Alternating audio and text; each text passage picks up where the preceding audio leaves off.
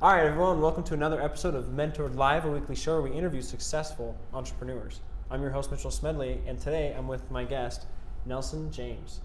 Nelson, thanks for being on the show today.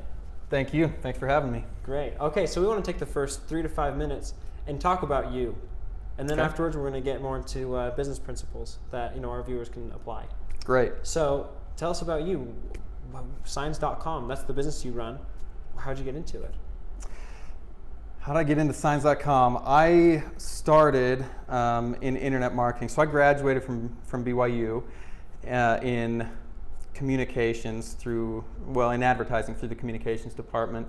And one of the things I had to do for that bachelor's degree was to do an internship. And it was a required thing. And so I was married at the point, just newly married, and needed to find anything that paid any money because I was a poor college kid. And so I looked around and I found some great opportunities out there, and then I ran into this guy who ran kind of his own little thing. In fact, he was running his business from his basement and just came out of that and was in this little office in American Fork on a little Lifetime table and a church chair, and he was doing internet marketing, and I just graduated from advertising and marketing, and so it was really intriguing, but I knew nothing about it, and there was no education really about internet marketing back in this period. Anyway, so Dave Bascom was his name, and I remember going home and talking to my wife and saying, there are a lot of internship opportunities out there, but I think I might take this one with this guy. And I remember her saying, really? This one guy, you think that's a great internship? And I don't know why, but I just decided to do it. I decided to take it. And Dave, from day one, just took me under his wing, and he's a great entrepreneur himself. And one of the first things he said to me is, he's like, all right, so you're going to create a website. And I knew nothing about digital marketing, or I knew very little HTML, and he just said, I want you to find the product, I want you to decide what it's going to be, find the domain name, you create the website, and we'll make some money from it. And so we just started there, and he showed me the ropes of search engine optimization and digital marketing and website creation. We created this affiliate program selling Halloween costumes. And Halloween came around and we made some good money, and then we started doing that for clients. And anyway, long story short, that's how I got into digital marketing. And over the next 7 years, I was with Dave at what first was Web Targeted and then came to be SEO.com. And I guess it was 6 years. Dave eventually left that company, and then I stayed and was the president for another year, and then I eventually left and started doing internet marketing consulting on my own. At that point, I got a call from a guy, his name's Kirk Green, and he is one of the founders of Ferrari Color, which is a company that's been in business for 25 years, or actually 30 years now. And there are 4 owners of Ferrari Color. He's one of them. He's the CEO of Ferrari Color, and he called me and said, "Hey, listen, we bought this domain name 15 years ago. It's now been 20, and it's Signs.com, and we haven't really done anything with it. We tried a couple of times, but what we realized is we just need somebody who knows internet marketing. Is that something you can help us with?" So that's basically how I got into it. And while I was doing this consulting, I remember thinking, signage. I don't know. I don't know if that's the best. It seems kind of boring to me, actually. The sign industry seems a little boring. But what happened is, in doing my research, I realized, first of all, that the sign industry was slow to the internet marketing game.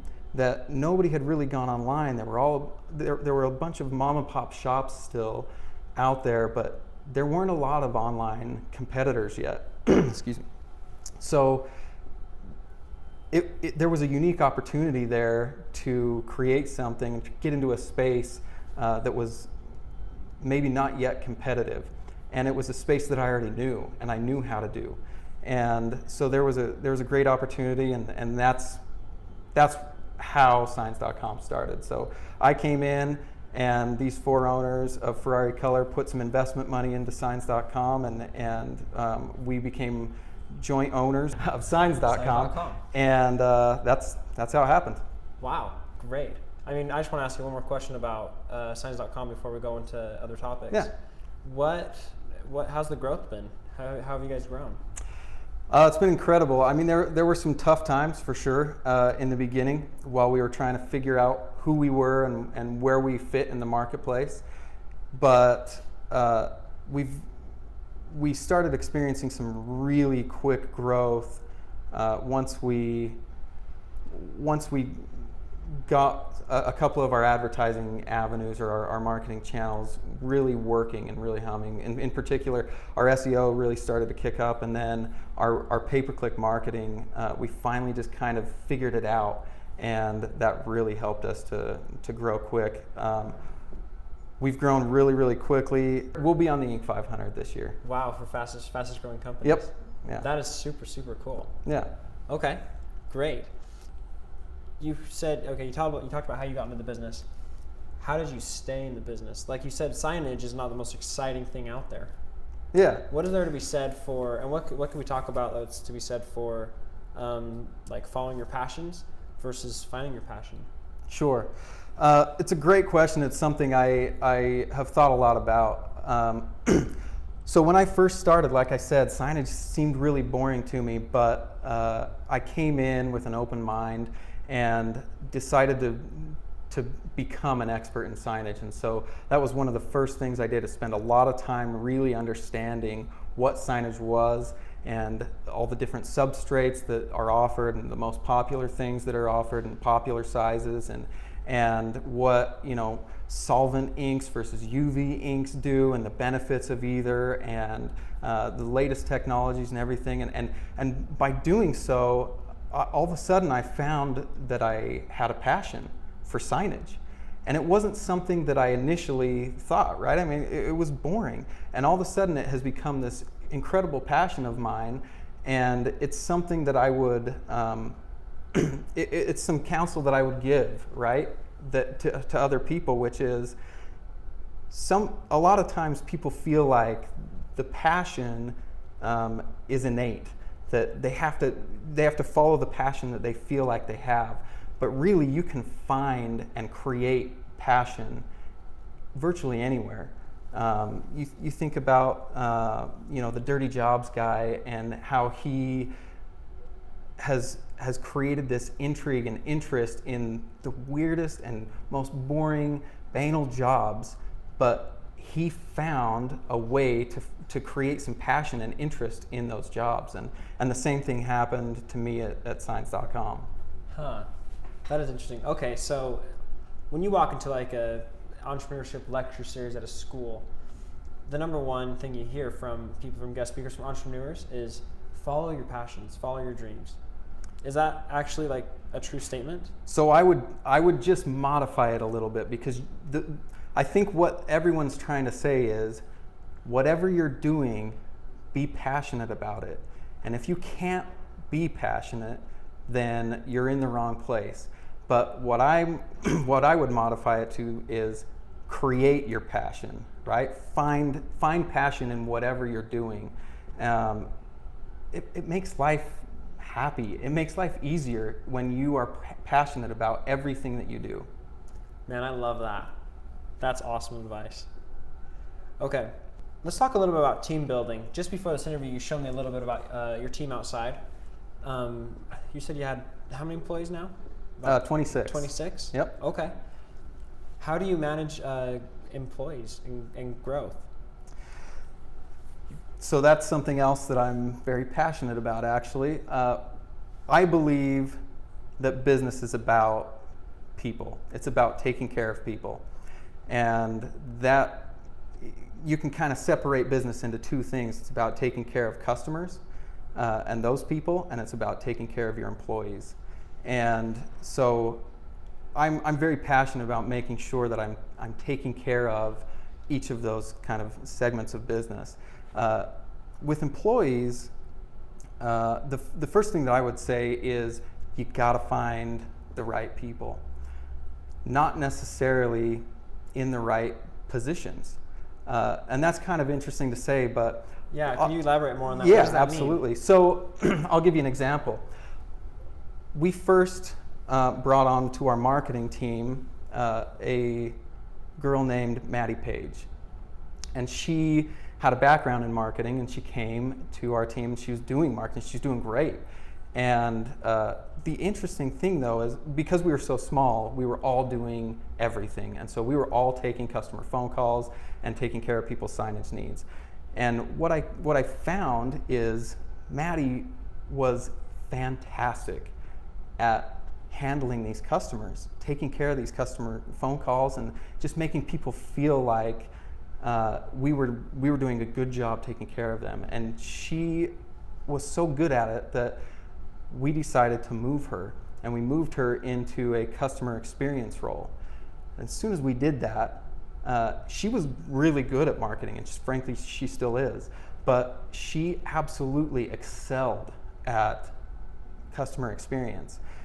And all of a sudden, people started sending us notes and I shouldn't say us, her. They were sending Maddie notes and saying, "You are so fantastic. Thank you so much. It's so nice to have people who care still out there." People were sending her chocolates. Whoa. Chocolate-covered strawberries, a platter full of chocolate-covered strawberries, just to say thank you for the service that she gave. I can't tell you how many people have sent gifts to Maddie because she's so good at her job. And I think to myself, have you ever sent something to a customer service representative who did a good job? I never have. No. I really haven't. And maybe that's on me. I should do that. But she does such a fantastic job for people that she just wows people. And so back to the point, she was in a great position, and marketing was something that she loves and is passionate about. But by finding what she was really good at, we now have a customer experience officer who just won an award for the best customer experience manager, an international award for that. And then we just won an award for the best customer experience team. And all of that, I believe, is because of the incredible people on our team, but a lot of it's because we found the right position for Maddie. Wow. So just because you hired somebody for a certain position does not mean they don't have talents in other areas. That's right. And that's happened a lot of times for us, actually. Really? Yeah. That's a really super cool story. I mean, customer service, when you mention customer service to most business owners, they go, ugh. They kind of like throw up in their mouths because they consider it a pain in the neck. Yeah. But you guys really took it with, at least Maddie really took it seriously. Yeah, and honestly, from the very beginning of Signs.com, we were exactly the opposite. Again, it's because I feel like the whole point of running a business is to take care of people. And so customer service was our number one priority from the very beginning, making sure that we had this great customer experience for everyone. And part of that great customer experience, excuse me, has to be a great product as well, right? But that customer service and making sure that your experience is fantastic creates business that you for sure otherwise wouldn't have had. I mean, you think about our return customer rate right now is above 25%. That means that more than one of every 4 of our customers has bought from us before. From a signage perspective, that's pretty impressive. Really? Yeah. Wow. So, I mean, that's a huge value. What you said is you guys want to take care of people as a business. Yes, absolutely. I think that's a great. A lot of businesses talk about it, but I don't know, as far as like, taking care of somebody customer service wise, a lot of businesses, frankly, are terrible at it. Yes, that's they probably are. why Maddie's getting, flowers and chocolate sent to her. She's Yeah. the exception. She is, and it's unfortunate because I feel like that's really what business is all about. And we've just luckily done it right from the beginning, and we're getting a lot of praise for it, and it's been really nice to have people recognize that that's a worthwhile and a worthy cause. I mean, customer service is imbued into our entire company. Every single one of us is really about the customer experience, and the entire company is about it. Our development team is about creating a better experience for our customers. Our design team is about creating a better experience for our customers. I mean, one of our unique selling propositions at Signs.com is that we offer free design services. There are a lot of other companies that don't offer that and don't even offer design, and if they offer it, they charge for it. We found that a lot of our customers they just don't have that capability. They don't have a designer. They can't afford a design team. And so we have created this design team of professional designers to help them create their signs because we wanted to provide a better experience for them. Wow. Okay. I want to ask you next, and this is not on the list of questions, but I want to ask you, what's the hiring process like? How do you guys pick out, the good ones from the bad ones? The ones that fit in your company and culture, and the ones that don't? So the hiring process is interesting here. The first time I interview people, I mean, it's pretty typical of an interview, but we just ask them about themselves. The first thing I ask, frankly, to people is I bring them in and I say, tell me about yourself, non-work related. I don't even want to hear about work. I want to hear who you are. And you know what? That's the first question you asked me when I walked in, and I'm not even in for an interview. That's right. That's a great question to ask, though. It is. It's fantastic because it tells you about people. Interview processes can be so scripted. People have rehearsed them, and they know all the answers to all the questions you're going to ask. And so what I like to do is kind of break that mold a little bit and just have a casual conversation with people, because you can learn so much from people just by talking to them. And so that's one of the first questions. And then, my team laughs at these because I have a few questions that I always ask people. The first one is, on a scale of 1 to 10, how weird are you? How weird are you? How weird are you? And the reason I ask that, I actually borrowed that from Tony Hsieh from Zappos. He asks a similar question in his interview process, and I ask it for a couple of reasons. The first one is to gauge the sincerity of people's answers, right? Because if you say, I'm a 0, well, everyone's a little bit weird. So there's no way you're a 0 or a 1. I also ask it because if you're a 10, that might be a little weird for us. But anywhere between those, I'm okay with that, with the answer. But I mostly want to know why they think they're weird, and that gives some great insights as well. And then the other question that I ask that I really like is, on a scale from 1 to 10, how fortunate in life do you think you are? And what I mean by that is, I'm not asking for how lucky are you if you went and pulled a slot machine, are you going to win or not? Mm-hmm. That's not what I'm asking. I'm asking how blessed do you feel like you are in life?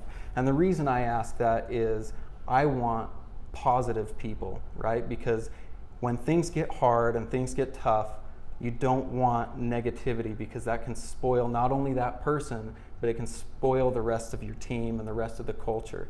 So I want people who are very positive and who understand, frankly, that they're blessed, because we all are. I mean, we really are. There are people in way worse circumstances than any of us are that would still answer 10 to that question. And so those are the types of people that I want working for me. Wow. That sounds like a very interesting and different interview process. Yeah, we've really had a lot of people say that, actually.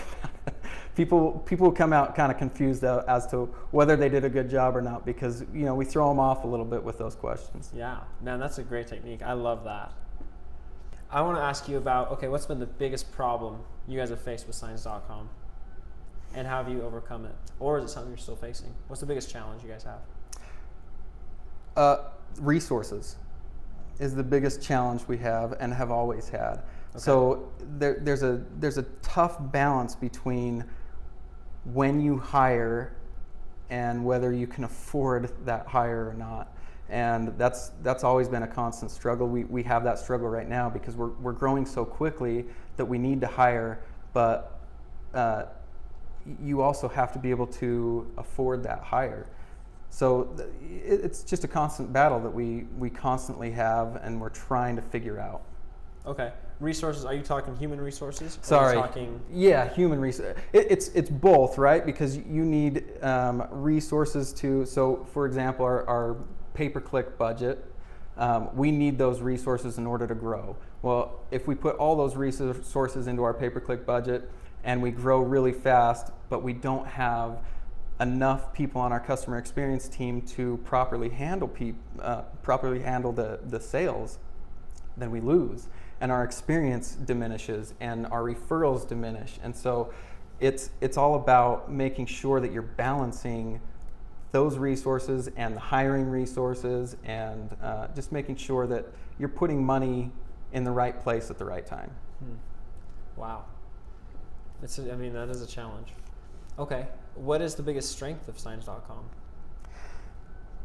Far and away, our biggest strength is, again, the customer experience. I mean, we just have figured it out, and you'll see that on, we have our reviews. So we have competitors who are much, much bigger than we are.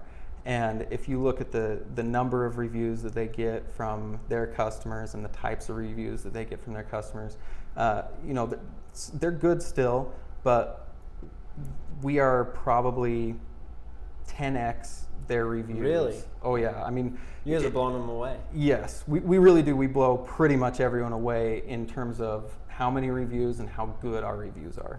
Wow. That's very cool. Yeah. Okay. And I guess this is going to be the last question of the day. What advice do you have for young entrepreneurs that are looking to get into a business?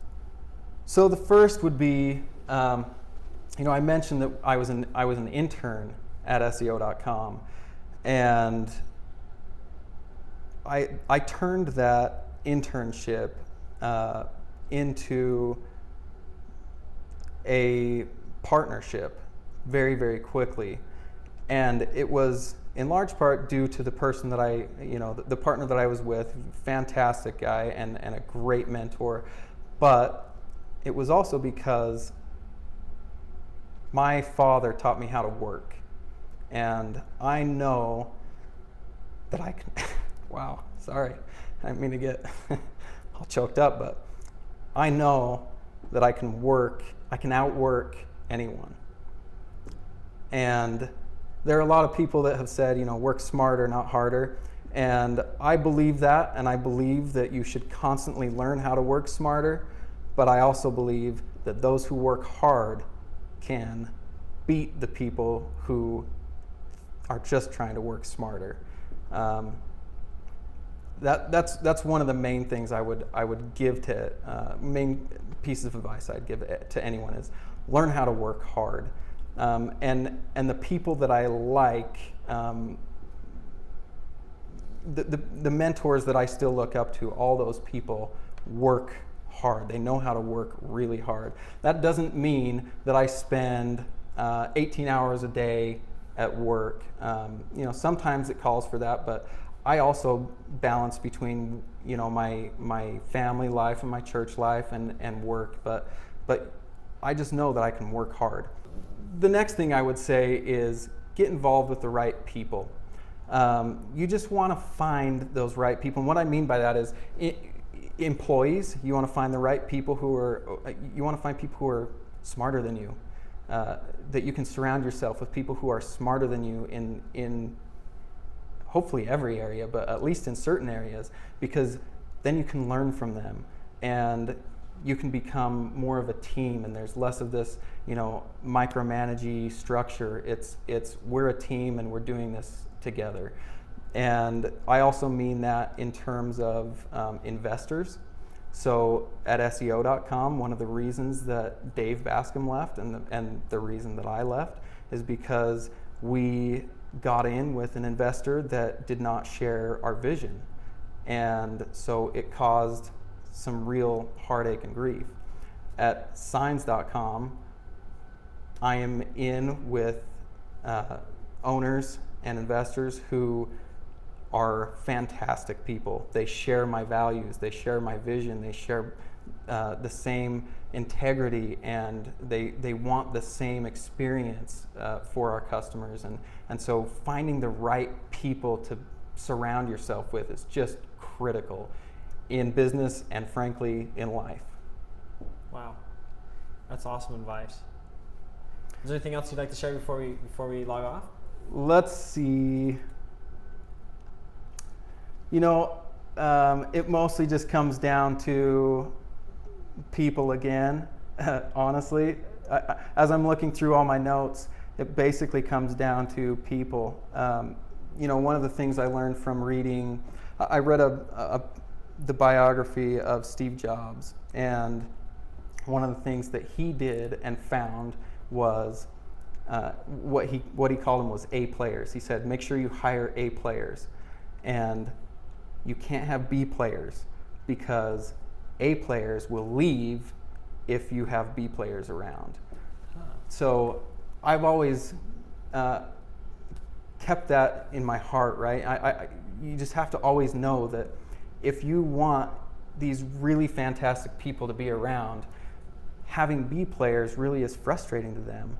And it's hard for them to work with those people. So you have to be an A player, and you have to find A players to surround yourself with. The last piece of advice, for real, this is the last piece, and this I use all the time, and it is in regards to people again. The way to know whether you have hired A players or not is you ask yourself this question. If I were to start a new company, who would I take with me?